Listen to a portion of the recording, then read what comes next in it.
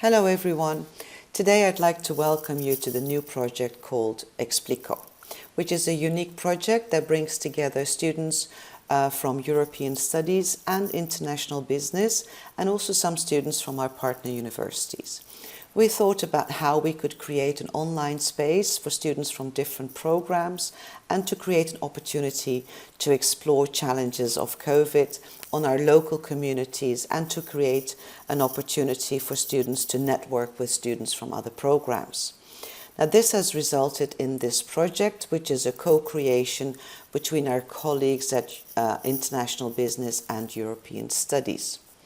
Now, this unique project is an invitation to join forces for a deeper and more impactful collaboration between different disciplines using the design thinking approach to drive innovation and to explore new solutions that we can create for our local communities. Now, we all see that the pandemic has raised a number of questions and challenges, and it has shown how interconnected we are and has highlighted a need to strengthen our global skills and strive for sustainability in order to address these global challenges. Now, interdisciplinarity is an important tool based on new ways of thinking and co-creating solutions together within these diverse teams, and also our stakeholders or partners to build bridges with our local communities, but also external partners and stakeholders, but actually for our society as a whole. Now, in this project, you will engage in discussions and exchange information and share and listen to different perspectives from your team members who will look at the same topic from different perspectives, so to find sustainable solutions for your stakeholders. Now, this project is about getting to know your team members and your stakeholders, and also to know more about yourself while using the design thinking approach, of course. My colleagues will tell you more about the design thinking approach in another video. Now, while you are using this approach and the different stages, you will also explore the impact of COVID on your stakeholders, their needs, fears, challenges, concerns in these times, and how we can respond to that to create innovative solutions. And at the same time, you will explore and reflect on your global skills that play a key role in this intercultural group collaboration process to work more efficiently in your virtual team. Now, research shows that intercultural collaboration further deepens your intercultural competence and have the potential to be more creative because of the different perspectives and skills that team members bring into the group to find solutions. Now, in your teams, you can capitalize on these benefits of working in diverse teams while reducing the pitfalls. So in this project, we will also focus on your intercultural collaboration skills to work in diverse teams and explore ways to develop our intercultural and international awareness to work in a multidisciplinary and multi-stakeholder context. Now, one of the aims of this project is to create this space that is designed to transform perspectives and to break out of our comfortable bubbles and to make a more proactive impact at local level using digital tools to communicate, collaborate together, to listen carefully to each other in order to actually grasp the complexity of our challenges to suggest sustainable solutions. Now, some of the things that we see in literature that refer to the development of global competence is the definition by the OECD, the Organization for Economic Cooperation and Development, which emphasizes that globally competent individuals can examine local, global, and intercultural issues, can understand and value different perspectives, and also interact successfully to take responsible action towards sustainable and collective well-being. Now, first of all, the world is changing and these forces influence the way we live and work. And I'll highlight a few of these forces. Now, one of the forces is technology. The rapid technological developments will change all aspects of our lives. Next is the force of globalization, for example, urbanization, but also the continuously growing competition and fragmentation we see in the globalization. Next is the force of demography and longevity. So meaning that global migration increases, people live longer, healthier, and are more productive. One of the effects of the global forces is their influence on your transition as a young graduate. Now, it is likely that you will enter a labour market that is changing to a more and more dynamic environment in which you will need to be more proactive and manage your own careers. So the increasing importance of flexibility and the ability to employ yourself make the modern career more complex than it was ever before. Now, many jobs that exist at the moment didn't exist a decade ago, and there will probably be new ways of employment in the future. And on top of that, this means that the work field looks for graduates who can work in international virtual teams that requires intercultural awareness and sensitivity to manage and work in diverse teams in a multidisciplinary setting. Now, in order to cope with the requirements and the global challenges, you need to further develop your set of skills and knowledge and the attitude to adapt to the ongoing changing needs, which requires a degree of flexibility. Now, the findings of the Erasmus Impact Study shows that 92% of employers are looking for personality traits such as tolerance, confidence, problem-solving skills, curiosity, knowing one's strengths and weaknesses. And the Erasmus Impact Study was conducted by an independent consortium of experts. Now let's look at your global competence. On this slide you will see the 4 dimensions of global competence. The first one is to examine issues of local, global and cultural significance, combining knowledge about the world as critical reasoning. The second one is to understand and appreciate different perspectives and worldviews. Third is to engage in open, appropriate and effective interaction. I'll talk about this in more detail in my next slides. And the final one is to take action for collective well-being and sustainable development. Now, what are some of these global skills? The first one is mentioned as critical thinking and problem-solving skills. These address complex issues by collecting, interpreting and analyzing information to come up with solutions that are appropriate for the context.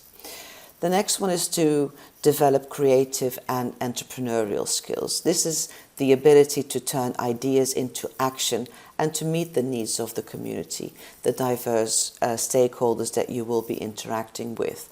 This involves taking risks, unconventional thinking skills, experimenting and leadership skills. The next one is self-directed learning. This is the belief in your ability to learn, to grow, to further develop, and to monitor and reflect, and taking your own responsibility to lifelong learning. Another one is collaboration. These are skills to participate effectively and ethically in teams, and to learn from and to learn with others in diverse situations. Communication is another skill. Communication involves the ability to get your message across and to receive and express your ideas in different contexts to communicate more effectively. And I'll talk about this in more detail later in my slides. Now, this involves, of course, understanding both local and global perspectives and also the different cultural contexts. The final one is called citizenship. This involves the aspects of global skills. This involves understanding diverse worldviews and perspectives in order to address political, ecological, social and economic issues that are relevant in today's interconnected world. But it also includes the actions and responsible decisions you take to support the quality of life for all people, so that their actions contribute to our society and to the culture of the local, global and virtual communities in a responsible and sustainable way. Now let's look more closely at the intercultural competence model of Deerdorf. Now there are countless definitions and frameworks published on intercultural competence. And the first study to document consensus among leading experts on the aspects of intercultural competence is from Deerdorf. And on this slide, the model is visualized by 5 building blocks: attitude, knowledge, skills, internal and external outcomes. Now let's have a closer look at the first building block, attitudes. In this block, you will see key aspects of attitudes, such as respect, openness, curiosity, and also discovery. Openness and curiosity imply the willingness to take risk and to move beyond your comfort zone. And curiosity sets the foundation for more creative ways to turn differences into opportunities. Now, while openness allows the possibility for seeing things from more than one perspective. Respect to others begins by showing an interest into others and valuing diversity, and it begins by simply listening to what others have to say. Now please note that respect, of course, itself manifests differently, of course, in different cultures and different contexts. So these 3 attitudes are foundational to the further development of knowledge and skills needed for intercultural competence development. Next is knowledge. This relates to self-awareness, meaning the ways in which one's culture has influenced your identity and worldview, and is also related to culture-specific knowledge. The skills that emerged from this study are the ones that address the process of knowledge, such as observation skills, listening skills, interpreting, analyzing, evaluating, and relating skills. Now, these skills can also be described as the ability to take multiple perspectives. Now, if we move up to the next building block, we see the desired internal outcomes of developing intercultural competence. Now, this consists of flexibility, adaptability, ethno-relative view, and empathy. Now, empathy can be defined as showing understanding and responding to others based on appropriate ways, that is to say, in a way that is appropriate to the other, as opposed to responding to others based on our assumptions that we think others wish to be treated. Now, this brings us to the last building block, external outcomes. Now, this stage is a summation of attitudes, knowledge, and skills, as well as the internal outcomes. So the external outcomes are demonstrated through your communication and behavior. It is the visible external outcome of intercultural communication. In other words, intercultural competence is to behave and communicate effectively and appropriately to achieve one's goal. And this external outcome led to the agreed definition of scholars in Deerdorf's study that intercultural competence is the effective and appropriate behavior and communication to achieve one's goal. So, why reflect? One of the aims of this project is to familiarize yourself with the value of reflection and to help you recognize some of these special learning moments that you encounter in your group and also with your beneficiaries. So your personal experiences are a very powerful action, but does not immediately lead to learning. Now, and to create a more deep learning experience, we are using the DEAR method. The DEAR method is a simple guided process to make more sense of your personal learning moments. So your experiences are all unique because these are all your experiences, but it is also social, meaning that all experience happens in a social context, and reflective writing is a way to process those experiences. Now, at some point in your project, you will all experience several intercultural encounters, challenges, and surprises during all of your interactions with your team members, but also with your beneficiaries. And these are special moments that evoke some kind of emotion, such as surprise, a disappointment, or anger, or a moment of seeing a certain reaction from someone.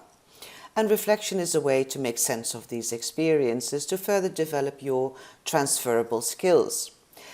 Now, it is not only by simply experiencing and reflecting and describing these moments, but you also need to analyze and reflect on these special moments that you can develop your global skills, which are also relevant to your professional career.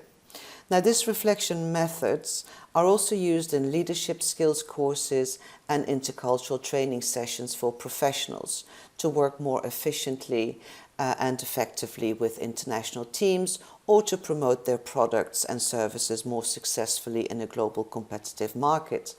The DEAR method is a way to help you guide through a process of deep learning. And the following slides are created to look at the DEAR method in a more detailed way, including some helpful phrases that you can use in your final assignment. Now, these are some of the phrases that you can use in the describe phase. These are some of the language phrases that you can use in the explain phase. So as you may have noticed, the DEAR method stands for describe, explain, analyze, and reflect. So as I said, these language phrases are also, you can also find these as a handout in your module guide. Now, this brings me to my last slide, because one of your burning questions probably is how this project will be assessed. Now, this project will be assessed on two final products. One is your portfolio assignment, and my colleague will tell you more about this portfolio assignment in another video, and a multimedia reflection essay. Now, in your weekly logs, you will take notes of your intercultural experiences, and it is important that you capture these moments because you will use these special learning moments in your individual multimedia reflection essay. So in this essay, in this multimedia essay, you will share your overall experiences and analyze how these experiences have impacted your identity and has contributed to your global competence, so your intercultural knowledge and skills, and also how your interactions with your team members or stakeholders have made you realize to take on a different perspective or approach to work more efficiently. So one aspect, for example, is to see whether you can address your own assumptions and bias in the process of designing solutions for your stakeholders and working in diverse teams. Now, in your essay, you need to use a minimum of 4 intercultural incidents or experiences and use the stages of the DEAR method and include pictures, video, or audio files to illustrate your narrative, including 3 references. Now, more details about this assignment is also in your module guide, and you can take your time to read through the DEAR model and the guiding questions and the requirements for the essay. I would like to end this video by saying that we hope that you will enjoy this project, and the coaches and I look forward to seeing you soon. Thank you and have a wonderful day.